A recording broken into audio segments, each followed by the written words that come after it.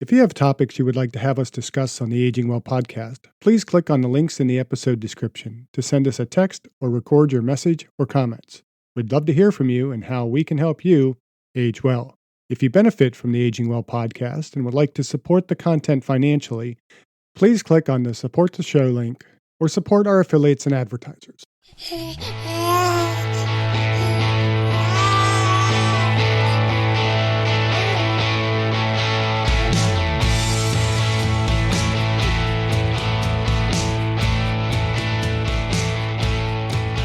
Welcome to the Aging Well podcast. I'm Jeff Armstrong here with Corbin Bruton.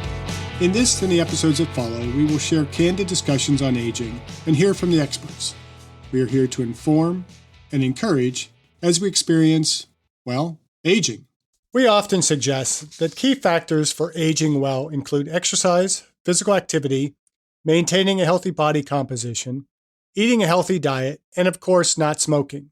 But what about alcohol? In this episode, we address the role of alcohol in aging well. Specifically, we address the question posed by a listener about our recommendations for reducing and/or eliminating alcohol for aging well. We got an email from a listener by the name of Jodie K. Jodie asks, I'm curious as to why your recommendations for aging well don't include reducing or eliminating alcohol. So many people increase their consumption or frequency of drinking as they age.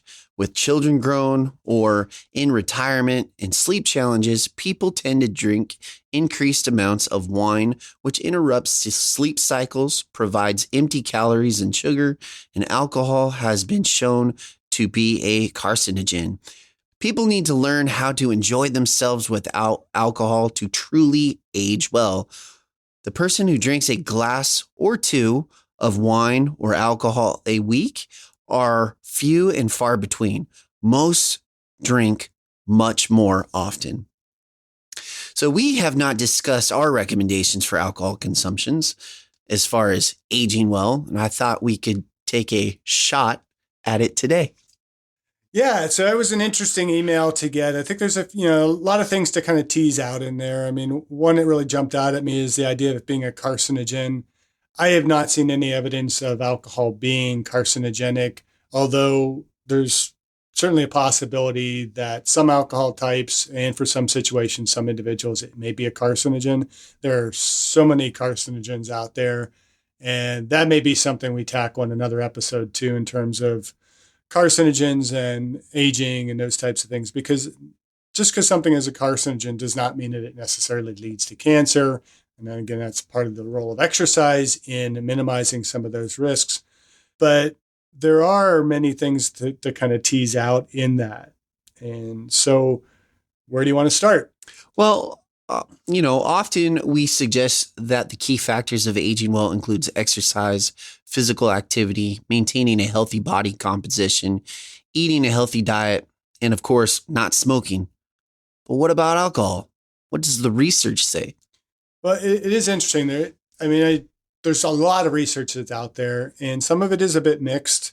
The data are very complicated. I think it's interesting to look at where some of the studies have come from, what they have considered. There's a number of factors that you might want to consider. I mean, obviously one is genetics. And several of the studies that I was looking at, there's been a number of recent studies coming out of Korea, some out of Japan. So when you look at ethnicities and genetics, there's a lot of differences among populations that will affect how we metabolize alcohol, how alcohol affects our bodies. And so that needs to be considered. And so certainly as we look at ourselves, what is our family history with alcohol, alcohol abuse, and the ill effects of alcohol? I mean, if you have family history of cirrhosis of the liver because of alcohol consumption, considering your alcohol consumption might be an important thing to do. The quantity and the frequency of alcohol consumption is important. How much are we drinking on a daily basis? How much are we drinking on a weekly basis?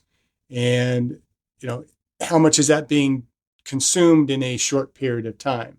We hear many college students binge drinking. That's, I think, 6 to 7 drinks within a couple hour span of time. How frequently is that done? Because a lot of the surveys that I've taken over the years, they say, they will basically say that if you have consumed that many, you're a binge drinker. Well, if you only do it once, you're really a binge drinker. It's the habitual nature of how often some of that stuff is being done, the impact that that's going to have. The type of alcohol consumed. And we'll talk a little bit about that and how we can maybe make better choices if we are going to consume alcohol to be able to age well. And as well, there's a lot of other health habits that are complicated or complicate the alcohol consumption that we can talk about as well. Alcohol intoxication, which again, that should be a lot more the consideration. It's not necessarily alcohol consumption in many cases. It's alcohol intoxication. It's drinking beyond that level of moderation. But it is known to activate the hypothalamic pituitary adrenal axis, and that can result in higher levels of our stress hormones. And we'll link several studies in the discussion notes so that some of these studies that we talk about, one can read a little bit more about those if they wish to. But this promotes what may be described as kind of a three-way interaction between alcohol, cortisol secretion, and the aging process. And so when we are drinking alcohol and we are aging and we are under stress, that can have quite a bit of an effect on the aging process. And so it isn't just the one factor or the other that is impacting the ill effects of alcohol. It's a lot of combined effects of our lifestyle, our dietary habits, our exercise habits, our physical activity habits, family history, genetics, all those types of things all work together. And we know also that moderate alcohol consumption has been shown to carry many health benefits. More and more research has been coming out lately that a glass of wine a day or certain types of beers can have positive effects physiologically. And we might have mentioned some of that in previous podcasts. I think we might have at one point mentioned the article talking about how one article stated that a glass of wine is equivalent to an hour at the gym. Now, certainly we're going to come back to that one because we do have quite a few things to say about that. Right. But when we look at a lot of the studies, there is a bit of that U-shaped effect, that relationship between alcohol consumption and physical health. Many researchers have kind of revealed a U-shape to that, similar to what we've talked about, like Neiman's J and the J-shape effect of exercise on immune function, the J-shape of BMI on immune system function and COVID and some of those things that we've talked about. And so there's probably a bit of that U or J-shape function with drinking alcohol as well. And so while a light to moderate consumption may have an effect of reducing certain health issues, health problems, so, chronic heavy drinking is certainly linked to increased risk of diabetes, cardiovascular disease, stroke, and increased mortality rates. And so when we talk about alcohol, it's not necessarily an all or nothing proposition. There is some benefits to small levels of consumption, but again, we're not in presenting that data saying that if you don't drink, you should start drinking. And we're also not saying, I don't think we'll be saying that, if you do drink, you should totally abstain from drinking. We need to take this in the very broad, nuanced approach to the effects of alcohol on, aging. I think that's kind of a little bit of a challenge, though, don't you think? Especially with what she was saying is the people that drink just one or two drinks is far and few between. And I don't know, maybe she's living in an area such as the Midwest where it's like a cultural thing to go right out to the bar and drink and consume a lot more. What do you think about? Well, first of all, I lived in the Midwest, and I resent that stereotype or that that presumption that the people in the Midwest just go out to the bars drinking all the time. I think that's pretty universal. Is it? I don't think it's any different here in the Northwest.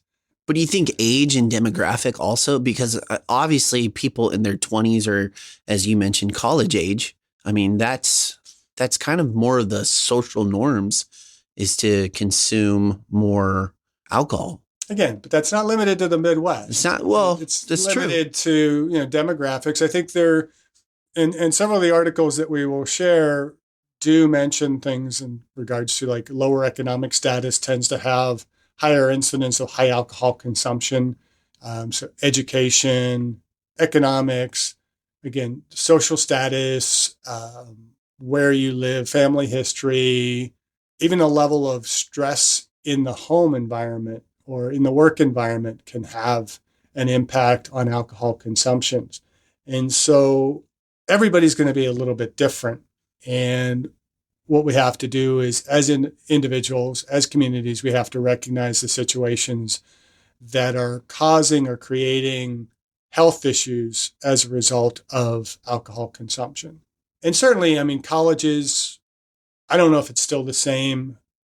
I went to West Virginia University in the era when it was the number one party school in the country, to the state that it was no longer ranked because the magazine that ranked the party schools didn't want to rank professionals. And but so there was I wouldn't say pressure to consume more alcohol, but there was much more opportunity to consume more alcohol. But for myself and for many of the people that I went to school with, those behaviors didn't necessarily continue beyond, college. And it was, to me, and at least in my experience, it was much more balanced around our academics.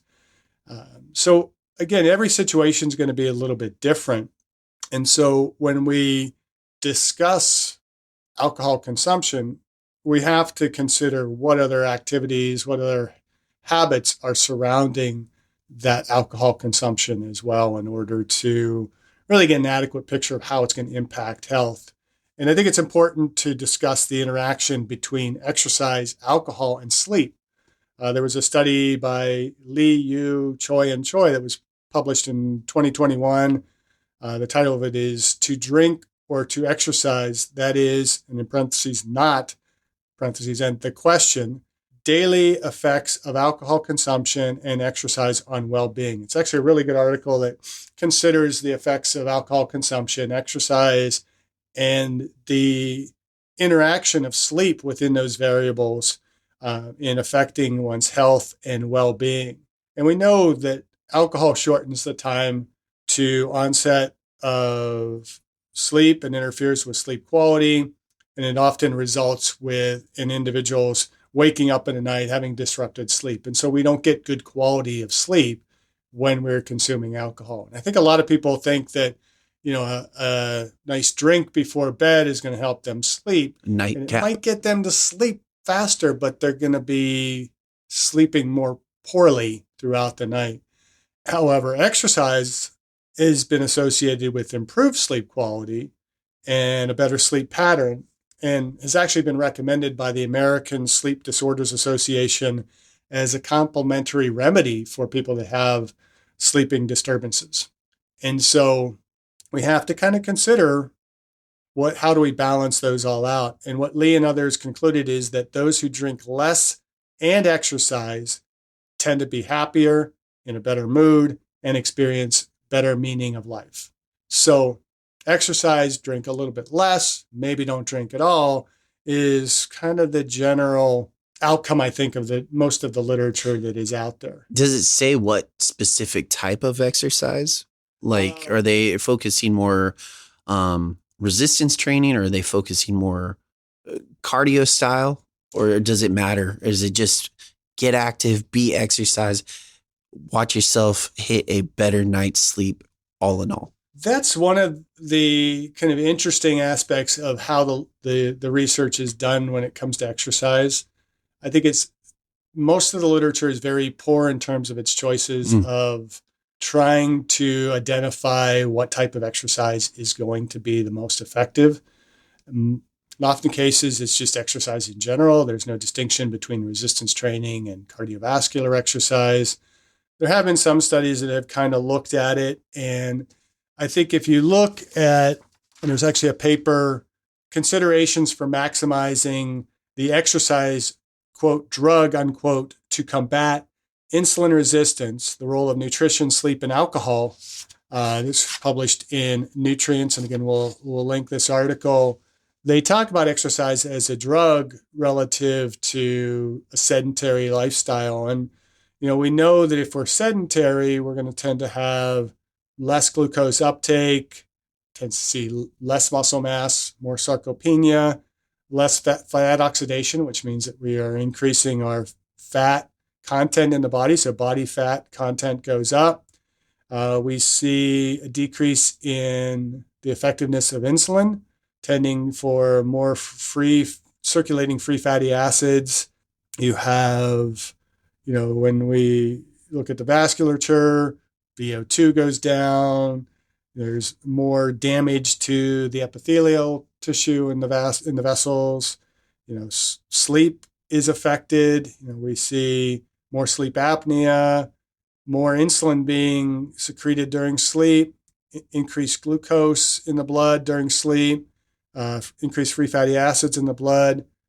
Liver function is more impaired. And then when you compound that with alcohol consumption, so a sedentary lifestyle and alcohol is going to tend to take away from exercise activity, right? Because you're drunk, you're not going to be going to the gym, right?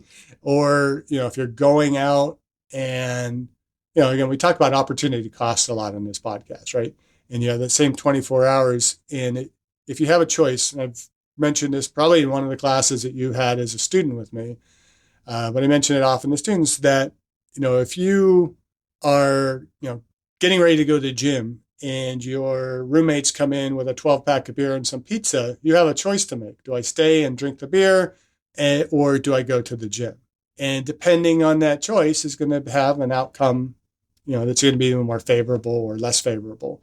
And so if we are not exercising, we're consuming more alcohol, there's, again, less motivation to exercise, or it's a more of a binge type of exercise. Like, we tied one on last night, I got to go to the gym and work it off. And you don't train as hard. You might go through the motions of exercising, but you don't get quite the benefits. But when we're exercising on a regular basis, we reverse much of that.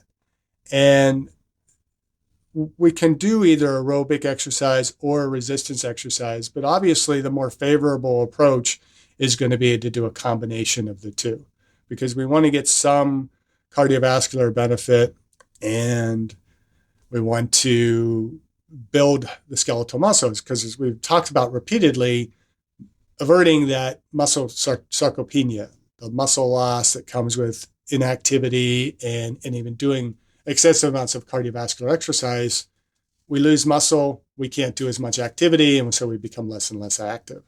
And so while the literature doesn't really address it directly, at least much of the literature that I've seen, I think a greater emphasis needs to be on the resistance training with enough cardiovascular to maintain and improve VO2 max, but generally at least some balance between the two, if not favoring resistance training more so than cardiovascular.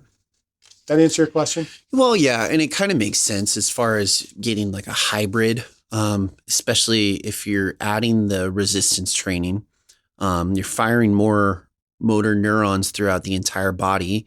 And so the importance of having your body hit that reset button in order to recover, it makes sense to hit that deeper amount of sleep versus consuming alcohol. Essentially, you're putting a poison into your body.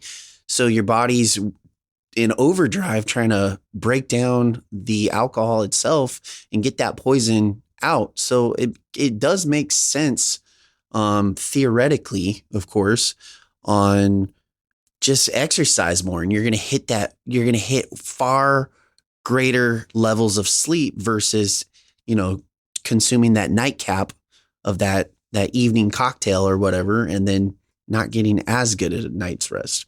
Yeah. So whether you drink or don't drink, exercise is going to be a critical factor in terms of aging well. Right.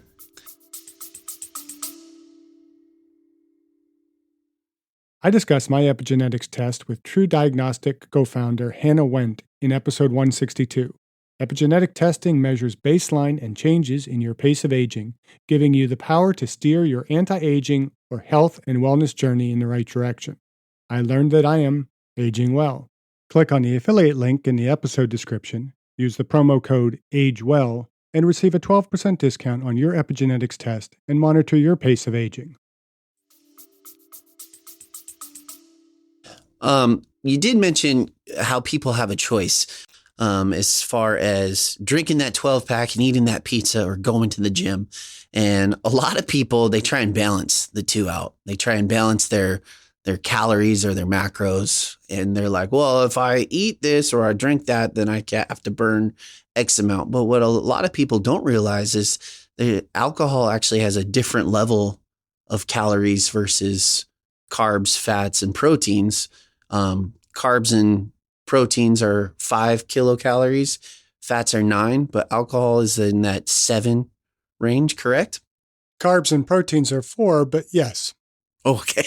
I thought we could talk about that because it kind of, it's okay. Never mind. Well, Moving on. I mean, it's like you said, people don't tend to count it into their macros. Right. And so it often gets ignored and those calories don't get counted. And that leads to kind of an excessive amount of fat gain as a result. But more often than not, the biggest concern with alcohol consumption and weight management is the fact that as we consume alcohol, not only are there more calories in the alcohol, but we tend to have greater hunger and a reduced satiety. And so we're more likely to eat more when we are consuming alcohol.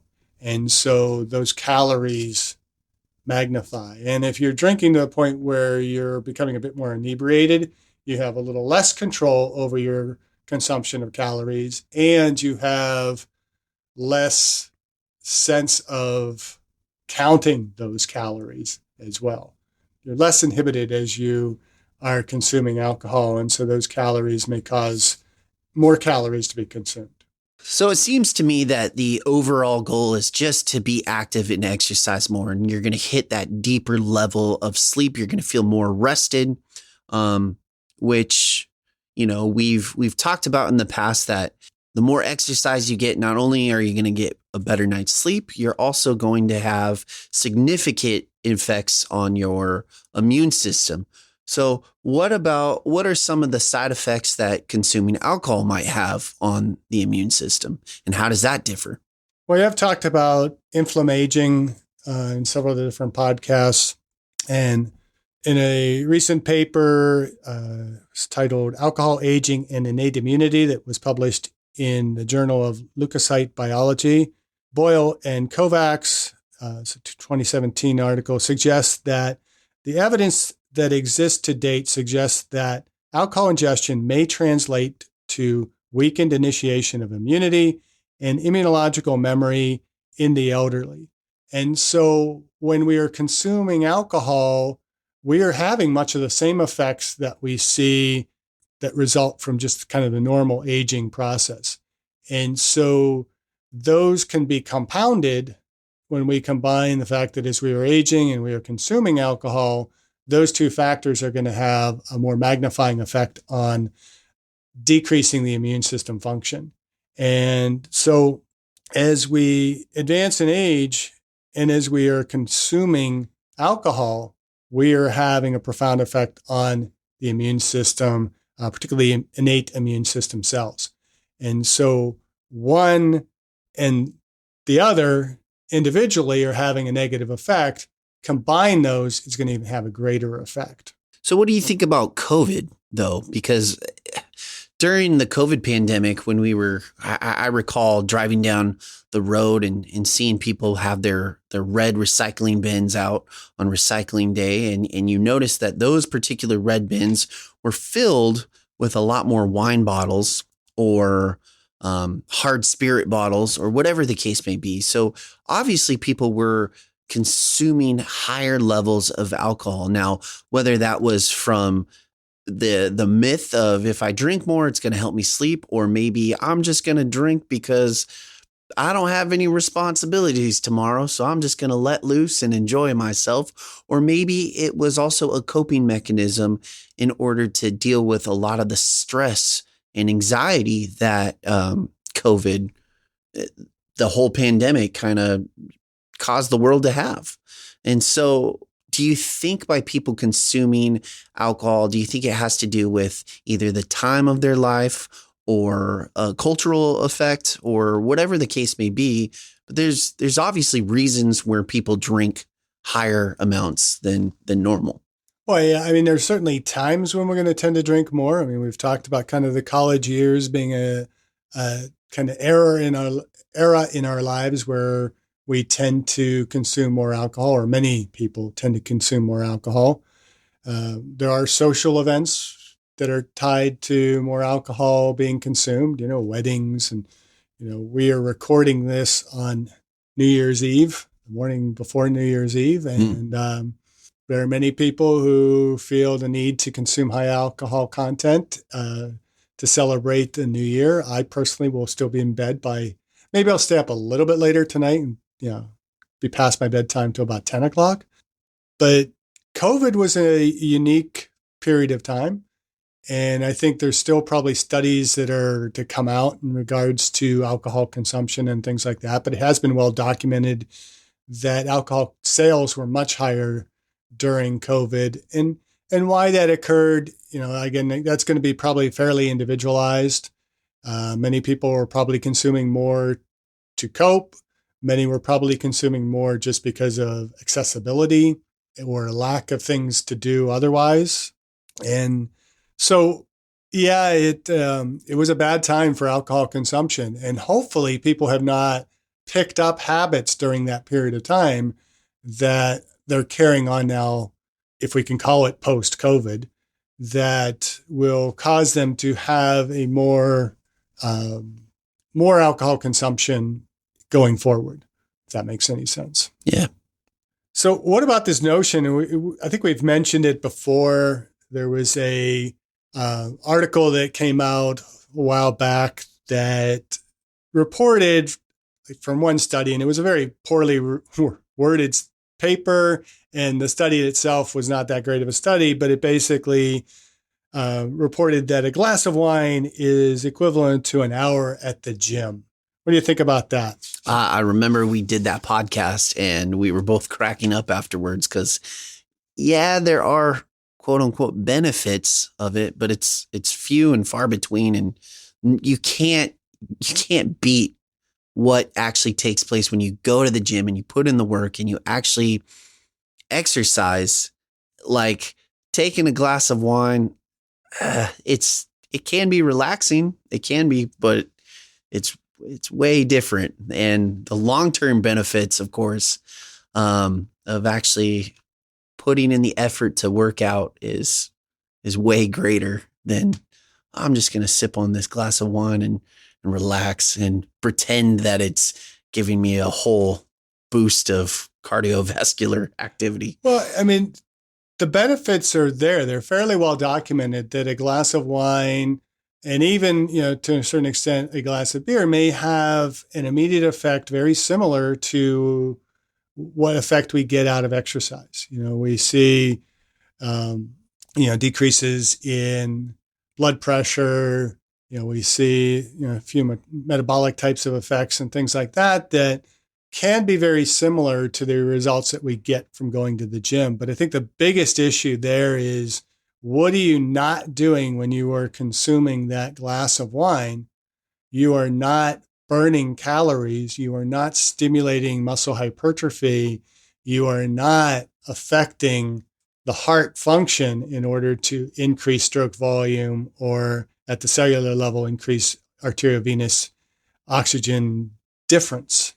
And so you're not really getting the benefits long-term of going to the gym. And so hopefully people, if they see that does not cause them to not go to the gym. I think if you take that research from the viewpoint of the effects, the benefits physiologically, then you might be able to conclude that glass of wine consumed once a day, say maybe you have a glass of wine at dinner or something like that, it's going to have some benefits that will complement what we can get from the gym. It's not substituting the gym. It, in many ways, requires a little bit more activity at the gym because we want to counter those wasted empty calories. In Jodie's questions, she talked about the empty calories that come from alcohol. Alcohol gives us no nutrient value. And so every calorie that we are consuming with regards to alcohol, if we want to be in a negative caloric balance in order to lose body fat, or we want to be in a eucaloric state to be able to maintain a healthy body mass, we got to counter those with some increased level of activity. I don't know. I will disagree until I'm blue in the face. I don't disagree with what? With that article as far as benefits go. It kind of sounded like you were disagreeing. No, I'm 100% going to agree with you. I don't think that you can get as many benefits from consuming an adult beverage versus going to the gym and putting in the work. I wouldn't say you're going to get as many, but you are going to get some benefits. Yeah. And that needs to be kind of taken with a figurative grain of salt. There are some benefits in there, and that's where it gets a little bit muddied in terms of making recommendations as to whether or not, somebody, should be consuming alcohol or should not be consuming alcohol for aging well. And we'll kind of come to our recommendations here shortly. Well, one of the biggest effects that it's going to have on the body consuming alcohol is actually going to be how it affects muscle hypertrophy. So what does the consumption of alcohol do, and how does it affect hypertrophy? Well, actually, I think the idea that it negatively affects muscle hypertrophy is a bit of a kind of a misleading proposition. I don't think when we are, first of all, exercising properly to stimulate muscle growth and exercising regularly, consuming light to moderate amounts of alcohol, it's not going to have a huge effect on muscle hypertrophy. There's an article that, again, we'll share by Steiner, Gordon, and Lang that concluded that moderate alcohol consumption does not impair muscle growth and therefore implies that resistance exercise may be an effective therapeutic modality for alcohol-related tissue or muscle disease. So if people are drinking, we can counteract that drinking by doing more hypertrophy type activities, resistance training activities that are going to stimulate muscle growth. And so basically what that means is that alcohol is not interfering with the anabolic signaling that stimulates muscle growth. And so, in general, if we are consuming alcohol at a light to moderate level and resistance training, we're not going to see quite the same ill effects. We can still stimulate muscle growth. There has been some belief that alcohol can increase aromatization of the androgens. That is, it can lead to a decrease in anabolic hormones. If you really look at the literature, most of that is tied to really heavy doses of alcohol. So you're a weightlifter, power lifter, bodybuilder, and you're going to the gym, you're working out hard, you're putting a hard effort in the gym, and then you're going out and pounding a 6-pack of beer after the workout. That's going to have a negative effect on your ability to hypertrophy the muscle. And in the Bianco paper, they say, interestingly, in 100% of analyzed studies, an ethanol dose administration greater than 1.5 grams per kilogram showed a decrease in testosterone serum levels. This underlies a dose-dependent physiological mechanism related to ethanol consumption. And they have in parentheses, assuming that a glass of beer is around 12 ounces or 355 milliliters, and on average, its alcohol content is between 4.5 and 6%. For a 70 kilogram male, this dose would correspond to 5 to 6 glasses of beer. No differences between adolescents and adults were identified. And so again, and then 70 kilograms is about 160-pound male.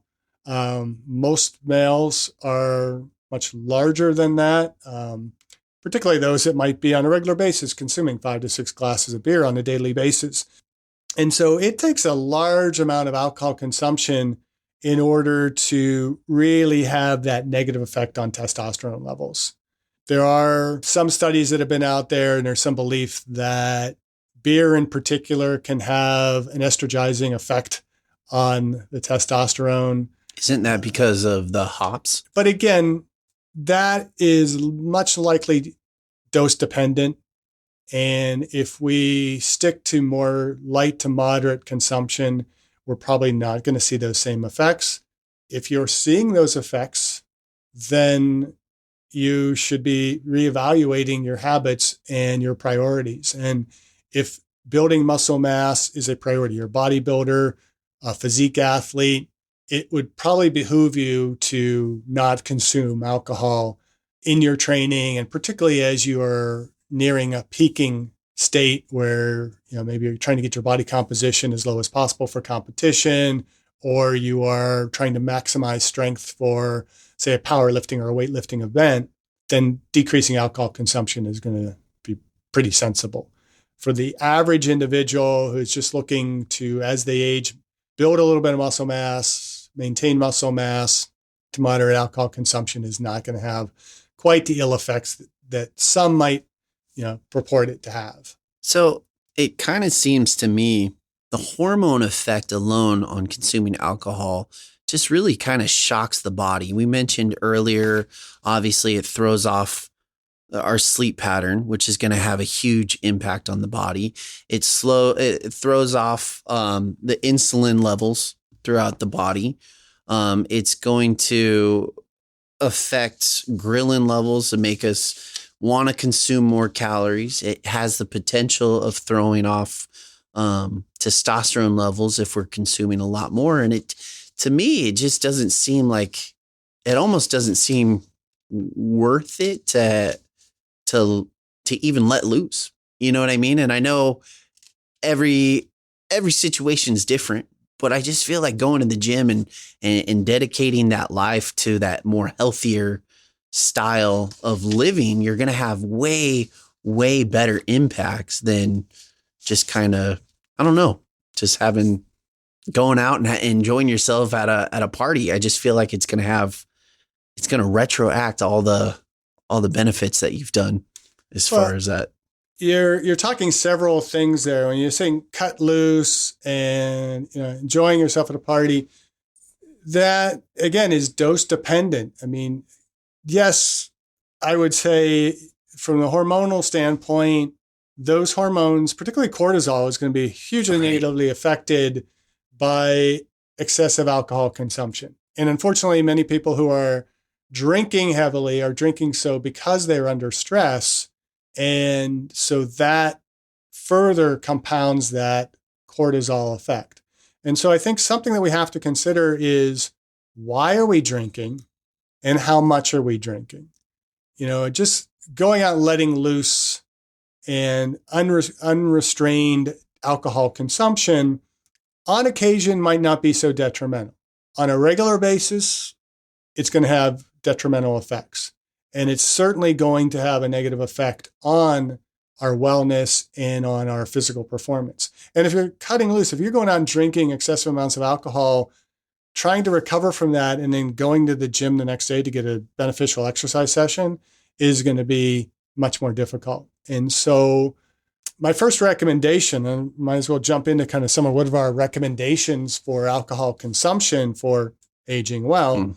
My first recommendation would be, don't drink alcohol for the purposes of the drug effect of it, from the standpoint of trying to relieve stress, trying to, again, get intoxicated. Don't drink to get intoxicated. Drink, if you're going to drink, like other recommendations we've made in regards to food consumption. If you're going to drink, make it purposeful.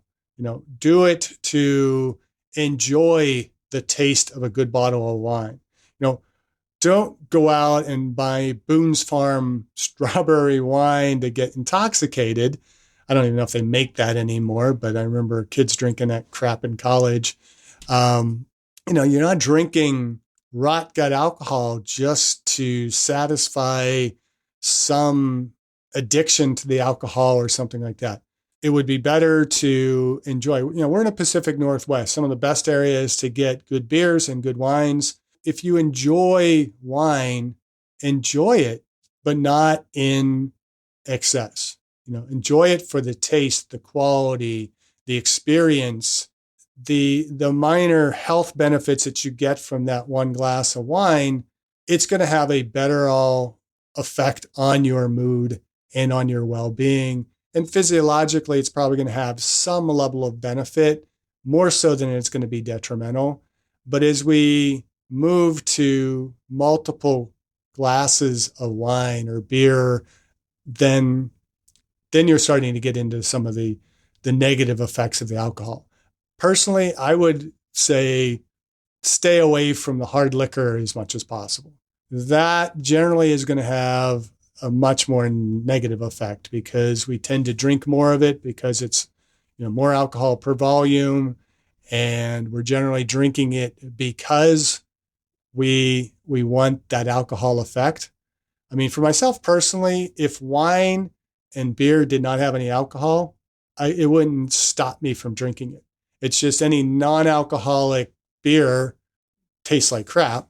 And so there's no point in drinking it. I've yet to find a good tasting non-alcoholic beer. And non-alcoholic wine is grape juice, and that's just empty calories. What are your thoughts? Well, this is kind of interesting. I'm going to get a little personal, but I actually recently have gone on a journey where I am about to hit tomorrow, I will be on 5 months of no drinking whatsoever. I was actually, for the last 2 years, I was having really, really bad liver problems, and I was going in and out of the doctor, and they couldn't figure out what was wrong with me. And I really wasn't consuming that much alcohol, but I really personally wasn't doing it. I was doing it more of a social aspect. Like I would drink to drink a good beer to combine with my food, or drink wine to complement my meal or dinner. And I would be a social drinker, but I wasn't going out and going crazy like I was in my younger 20s or my college days, where it was like, let's drink as much as we can, and this is awesome. But whatever the case may be, I was having a lot of liver issues and in and out of the doctor, and they couldn't find anything wrong because I really wasn't consuming. And I went out with some friends on 4th of July and had a couple drinks. And then the next morning I just woke up and I felt absolutely awful. I just felt like garbage. And at that point I was like, okay, no more. I'm just done drinking.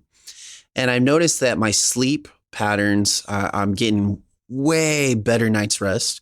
I'm noticing that my joints throughout my hands, randomly my fingers would just swell up throughout the day, and that stopped. So as far as my recommendation, if you have the luxury and you want to make that choice to not consume alcohol and you want to do that, that would be my choice. But I also agree with you. If you are going to drink in moderation.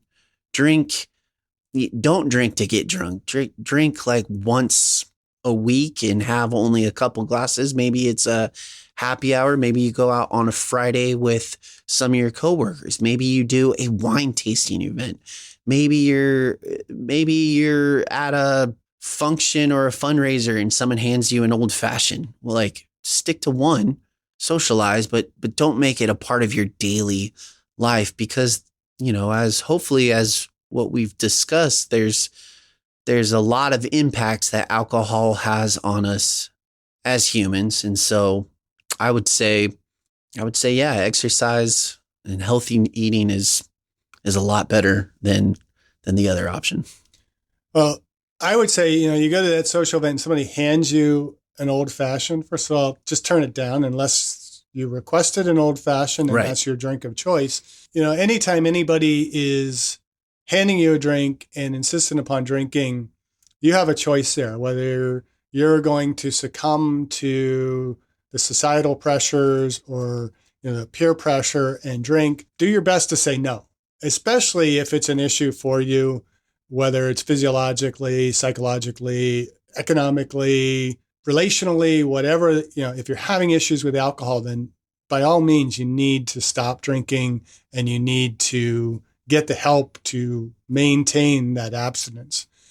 But we shouldn't succumb to pressure. No. If you're in a situation where you feel pressure to be drinking, there's a lot of ways to mask it. One of the things that I used to do in parties is, my mixed drink of choice would be a Captain Morgan spiced rum and Coke, because it would just be like I'd put a splash of Captain Morgan in there. So, I couldn't deny that I didn't have alcohol. It's like somebody can't just, oh, you're just drinking Diet Coke. No, it's Captain Morgan rum and Coke. I'm good. And you can kind of nurse that. There's very little alcohol in it. You get a little bit of taste of the alcohol if you like that.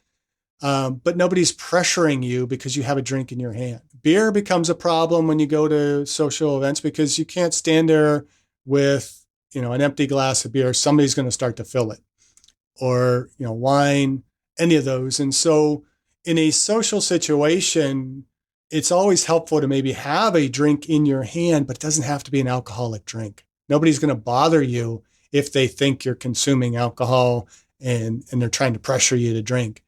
And so try and do something like that in a social setting that's going to limit you from consuming more alcohol.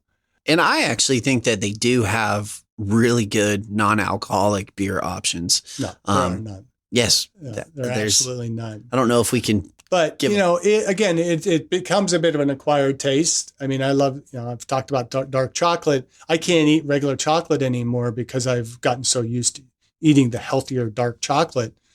It would be much the same. And if you've been drinking better quality alcohol, if there's such a thing, it becomes harder to drink the bad stuff. And what I've found over the course of my career, in college, my fraternity, the keg beer of choice was Goebbels. We used to call it Jobels to make it sound more classy.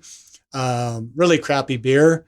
I could drink all of those more broader branded crappy beers, but as I've matured my palate, and it's become more about tasting the taste experience, not the alcohol, it's a lot harder to go back and drink that other stuff. And so when you need to be able to just drink non-alcoholic beers and you get used to it, that taste, it becomes a better taste for you. And so it is probably a bit more of an acquired taste. And if that's what somebody needs to drink in a social setting in order to, maintain sobriety, like in your case, to maintain better liver health, I still think it's unfortunate the doctors have not figured out what's wrong. Again, by not drinking alcohol, you are treating a symptom, but not necessarily treating the root cause. But if you have liver issues or you have a family history of liver issues and things like that, then certainly abstaining from alcohol makes really good sense. But if you're going to consume, make it worth the while. Do it for the taste, do it for the experience, so go wine tasting, but you don't have to, my wife and I will frequently go wine tasting. We have a couple of wineries, and I'm going to give a nice little shameless plug for an area. I really love Pete's Mountain here in West Lynn, and Twill, which is also in West Lynn. The owners of both of those are friends and really great people. And we just like going there for the experience. And for us, it's kind of a date night. Just go sit. You're consuming maybe about a glass of wine if you're doing a tasting. So it's not a lot of alcohol, but it's that experience, and you're tasting it. You're giving yourself some level of pleasure other than getting the pleasure just from the alcohol itself. Beer tasting, the same thing. We just went yesterday to pick up a new car up in near Astoria, Oregon. We drove into Astoria and went to Bowie, a brew pub for Bowie Brewing, and just tried a few beers there. We just did one taster between the two of us, probably maybe 8 ounces of alcohol apiece. And, we got that experience. We got to taste it. And it was the experience. It wasn't the alcohol. There was no level of functional impairment that came from it. But, if you're going to do something like that, do it for the right reasons and let it be an enjoyable experience. And definitely kind of do it in moderation. Most recommendations are going to be, for females, no more than probably about 5 to 7 servings of alcoholic beverage, so say 5 to 7 glasses of wine per week. And males, maybe 8 to 10, maybe as much as, 12, but limiting it to certainly less than that. That's like 2 glasses during the work week. Right. Yeah. I mean, unless you have an issue with it, and the calories are not a problem, it's not necessarily going to cause ill health. I would lean more toward the 1 per day, but again, limiting that and limiting when you are consuming it. I mean, not having an alcoholic beverage right before bed, not having hard liquor. We're talking about good quality glass of like red wine, where there are, multiple different health benefits associated with it. A good quality beer that you're sipping and experiencing, as opposed to just downing it to relieve the stress of the day or something like that. You might recall, I don't know if I talked about it when you were a student, but probably not, because I think it came up a little bit later. Having moved from the Midwest to the Northwest, we initially, and because we do like the taste of beer, we partook in the Northwest brew experience, and I started gaining weight, and I got in the bod pod in the lab and realized my body composition was higher than I wanted it to be. And so it was time to cut calories and try and lose some body fat. And so one of the first things that we looked at was, what are we consuming in regards to beer, and how can we cut those calories? And so we started looking at the calories in beer and realized that a lot of these IPAs that the Northwest is known for have a lot of calories in them. And we looked at, there were some beers out there. There was one beer in particular, it was something like Nitro Penguin something stout. I don't know where it was, but it was like 1,000 calories in a pint. Yes. Oh my goodness. You're drinking that and you're not aware of the calories that you're consuming. You have a couple of those, you're putting on a lot of weight. Granted, most people are not going to be drinking those 2 or 3 of those a day, but it's like a meal. I don't know if you can drink 2 or 3 in a day. I'm hungry. I'm full. I'm too full. Well, some people can, but so what we started looking at is the calorie content in the beer. And my wife came home from grocery shopping with a 6-pack of Michelob Ultra, and those had like 90 calories, I think, in a bottle. And I opened one of those, and it was like, this is horrible. I'm going to abstain from alcohol if this is what I have to drink. It was just, I would not drink it. And so we started looking at, well, okay, what are the calories in beer? And we realized again that the ABV in many of those IPAs was like 7, 8 in some cases. And you get above 8, then you're getting into those imperial IPAs that have even more calories. But I came to a calculation that if you look at the ABVs, there's roughly 40 kilocalories per ABV per pint of beer. And so we've started using that as a gauge to say, okay, well, what beer choice do I want to make to keep the calories lower, and which ones are going to maintain that good taste? And we kind of have come to a conclusion that the sweet spot for a decent tasting beer and relatively lower calories can be between about 4.5 and 5.5 ABV, which essentially kind of puts it in that sessionable category. When we talk about a sessionable beer, and it's something to look for if you're going to be drinking more socially, sessionable means that it's got lower alcohol content. So they're really designed that you can drink more of them without becoming intoxicated, without the excessive calories. But we've since actually found a lot of beers now are below that 4.5 or at maybe 4.5%, but because they cut the carbs, they actually can cut the calories down to fewer than 100 kilocalories per glass of beer. Usually it's, per 12 ounce. And they have decent taste to them. You're lower in calories, lower in alcohol, and you can enjoy those without many of the more ill effects of the alcohol. And so I've begun to kind of use that as an example to my students, whereas we're cutting calories, a simple thing is simply reducing the alcohol content of the beer you consume is going to have a multiplying effect. If you go, down just 1% is going to be 40 kilocalories fewer in beer, right? So 40 kilocalories, if you're drinking one beer a day over the course of 365 days, is a lot of calories. And so making those better choices. But it still brings us to the choice of the question of how much should we be drinking. And I do agree that if you can abstain from alcohol consumption, do so. If you are listening to this and you're under the age of 21 and you have never consumed a glass of alcohol in your life, why start? There's no need to really just jump in. A lot of people start drinking alcohol and get interested in alcohol because of the social peer pressures. And kind of, once you maybe taste it, you might start to enjoy certain aspects of it.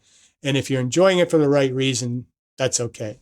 But if you're enjoying it only because it's making you intoxicated and causing you to black out and those types of things, you need to stop. If you choose to consume alcohol, do so wisely and do it for the right reasons, and recognize that in no instance is drinking to intoxication going to have health benefits to you or be beneficial.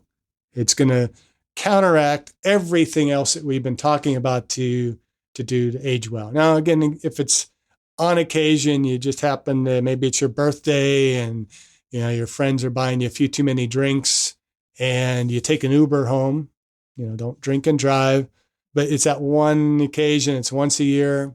It's probably not going to have tremendous negative effects. But the more often we do that, the more negative it's going to be on both our immune system, on our muscle function, on our cognitive capabilities, on our relationships, on our well-being, on, the list goes on and on. I mean, essentially, there is a inverse relationship between alcohol consumption and aging well. So if your alcohol consumption is going up, your capacity to age well is going to be diminished. And so abstinence is the best approach. Light to moderate is the second best approach, and avoid heavy alcohol consumption, even on just infrequent occasions. Any other final thoughts? Just want everyone out there to age well and make good choices. And I think that's one of the biggest themes that is coming through, at least for me in this podcast, is make the good choices to age well. We'll add to our summary of things that we should be doing to age well: maintain a healthy body weight, exercise, increase physical activity, eat a healthy diet, get regular sleep, and minimize alcohol consumption. And you will age well. Thank you for listening. I hope you benefited from today's podcast. And until next time, keep aging well.